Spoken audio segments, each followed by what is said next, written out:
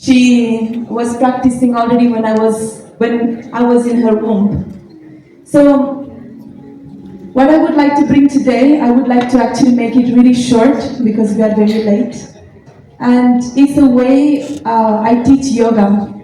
So um, I discovered that doing yoga only on the physical level was very boring for me. And also by using the breath, I felt like I wasn't satisfied. So I started looking into the body, and while doing the poses, would look into how to teach people the physical level.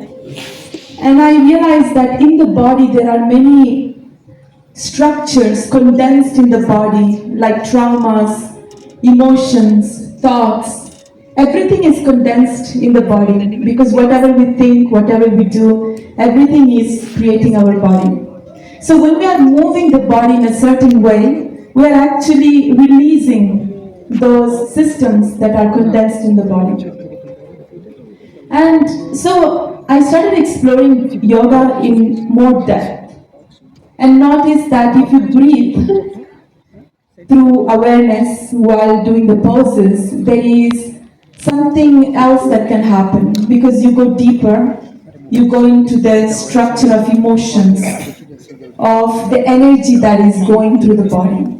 So I was thinking, this is amazing. Actually, there is a structure that we are following. First of all, it's Annamaya Kosha level. We are on the physical level. And then we are going deeper into the Pranamaya Kosha level. So we are feeling the prana, the vital energy, the emotions, the sensations. But then I thought it's still not enough. I want more.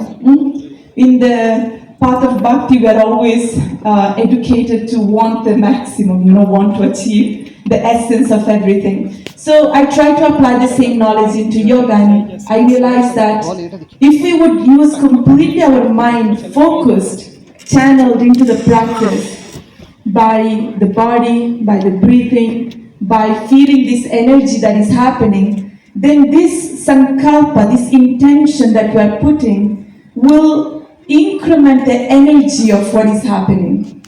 So the pranic energy will become so strong that it will move the body in a certain way, leading to transformation. But it's very difficult, right, to control the mind. So I noticed that when we actually move the body, when we are breathing, the mind is more easy to control. Still, I wasn't satisfied. I said, I want to teach something that goes even beyond all this. And that's when, from the Manomaya Kosha level, I started entering into the Vijnanamaya Kosha level. And this was what really fascinated me about yoga. Because I noticed that every pose that I would take, will it be like a warrior pose that I enter into? I felt this is not just a physical pose, there is something into it. The body becomes like a yantra, it becomes a design. It becomes some symbol to express some inner reality and inner understanding. So I started using the body as a transformative experience to bring us to some concept. I want to become a warrior. That means I want to have, as these beautiful souls were expressing, a good sadhana. That means I need strength. I need empowerment so that I can learn to become a good warrior. Veerbhadra.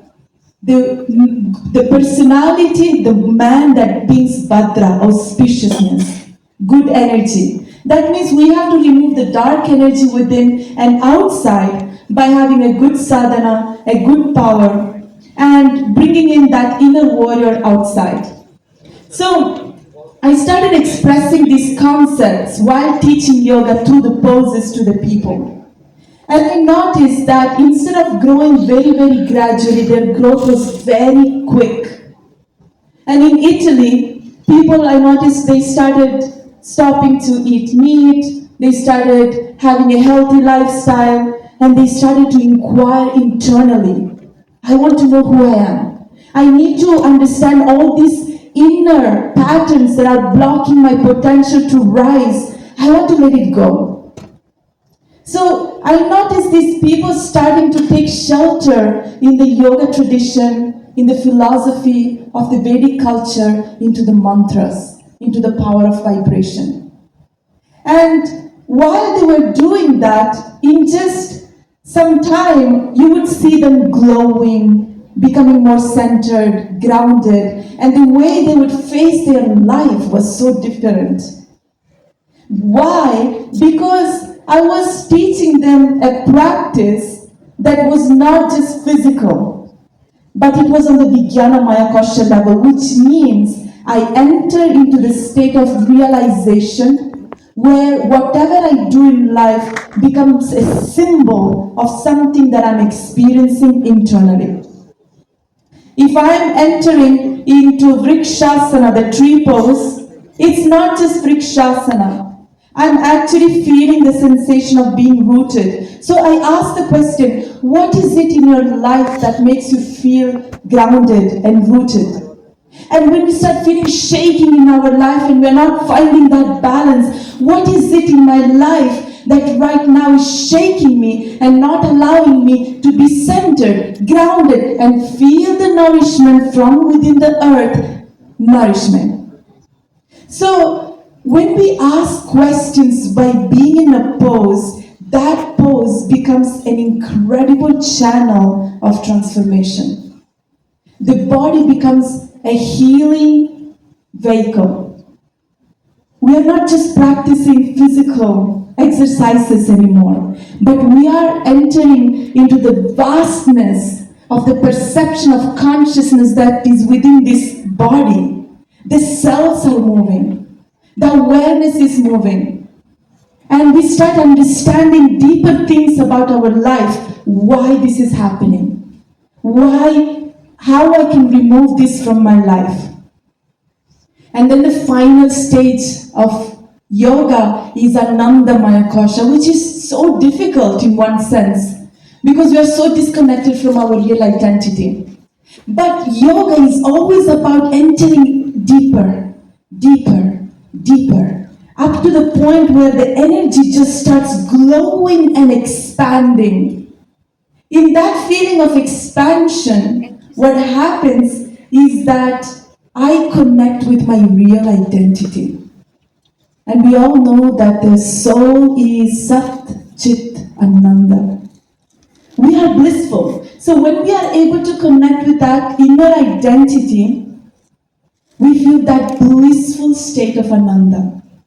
And when we are connected with that identity, we can connect with the Lord, with the power of the universe, with the concept of surrender. And that, I like to do it in the yoga classes through the mantra practice. So, these days I'm teaching yoga every morning, and I'm going to lead you into this concept that I'm telling you.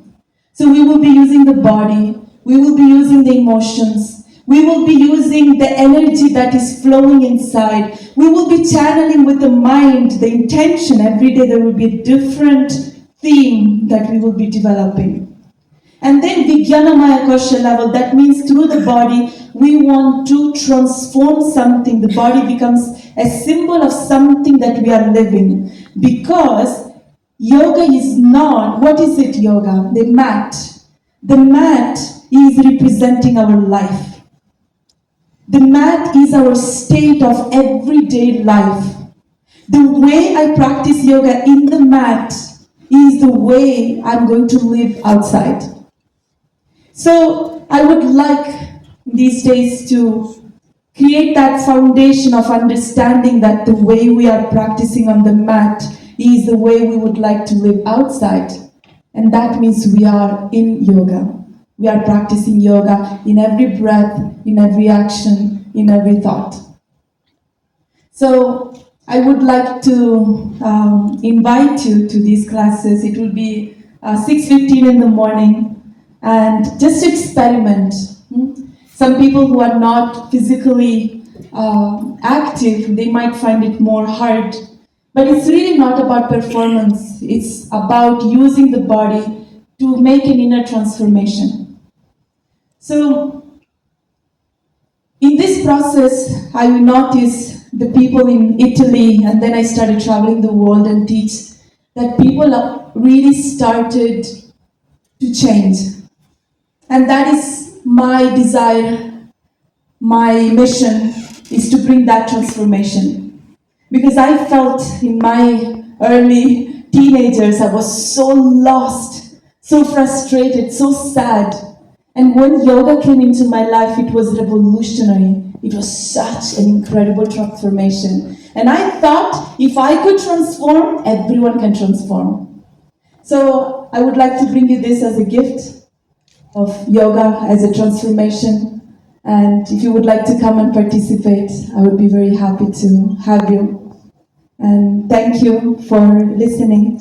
And thank you for being here with your beautiful energy. Hare Krishna.